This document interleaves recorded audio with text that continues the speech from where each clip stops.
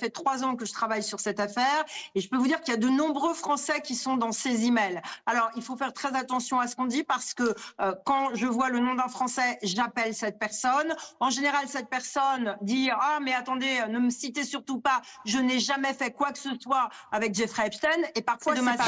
Je vais vous donner beaucoup de Français qui connaissaient Jeffrey Epstein après sa condamnation, qui travaillaient avec lui, qui voulaient être avec lui. Est-ce qu'ils ont été coupables d'abus sexuels ou pas? On ne peut pas le dire. Mais en tout cas, il y a beaucoup de Français qui ne veulent absolument pas que leur nom soit associé à Jeffrey Epstein. C'est des diplomates, c'est des gens importants, c'est des architectes, c'est des décorateurs. Et il y avait quand même tout un petit milieu français qui adorait travailler avec le milliardaire le plus en vue de l'époque et qui fermait les...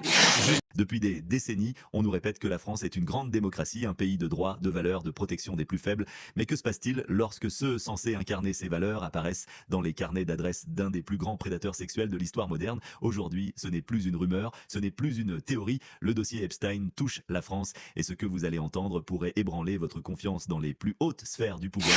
Information que nous donne à l'instant notre confrère du service politique Guillaume Darré, information BFM TV, à la demande de Matignon, Jack Lang sera convoqué par le ministère des Affaires étrangères pour explication. Oui. C'est ce que l'on dit ce soir dans au niveau du gouvernement. D'un mot, Yves. Oui, parce que c'est le Quai d'Orsay. En fait, son poste, sa fonction, à l'Institut du monde arabe, à l'Institut du monde arabe, dépend du Quai d'Orsay, sous l'autorité évidemment du président de la République française, mais il dépend du Quai d'Orsay avec l'aval de 7 représentants de pays arabes. Laurent Saïm, vous vouliez réagir?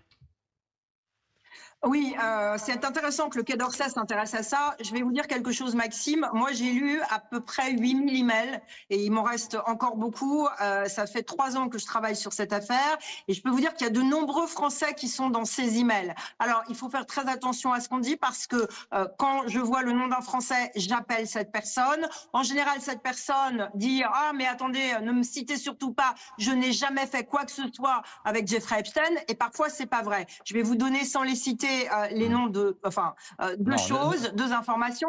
Il y a par exemple des Français qui ont été en 2017 et 2018 sur l'île privée de Jeffrey Epstein pour travailler avec lui. Le bureau de Jeffrey Epstein leur a payé des billets d'avion aller-retour à partir de Paris sur New York, puis ensuite ils ont pris l'avion privé de Jeffrey Epstein pour aller sur cette île, vraisemblablement pour faire des travaux. Alors évidemment, dès que vous les appelez, ils disent « mais non, surtout ne nous citez pas ». Il y a des décorateurs qui ont été approchés, français, par Jeffrey Epstein.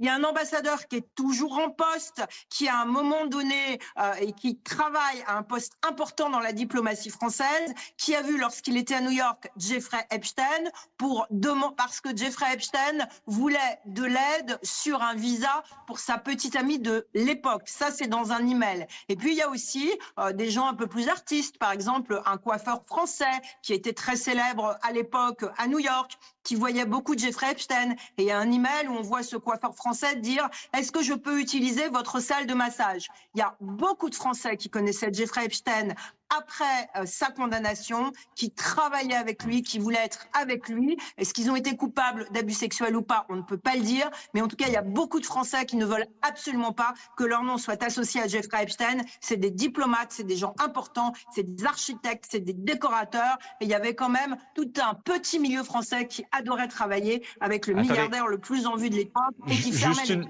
Juste une chose, Laurence. On le rappelle, le week-end dernier, la justice américaine dévoile 3 millions de documents. Vous nous dites ce soir qu'en réalité, je veux dire, évidemment, on n'est qu'au tout début de cette affaire, y compris pour le volet français.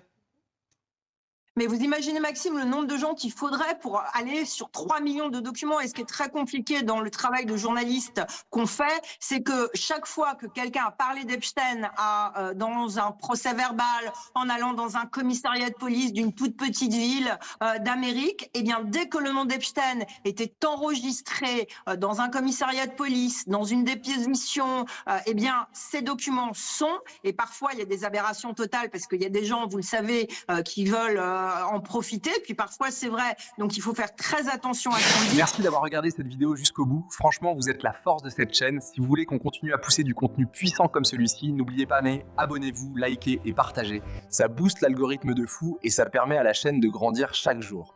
Merci infiniment pour votre soutien, vous êtes incroyables, à très vite.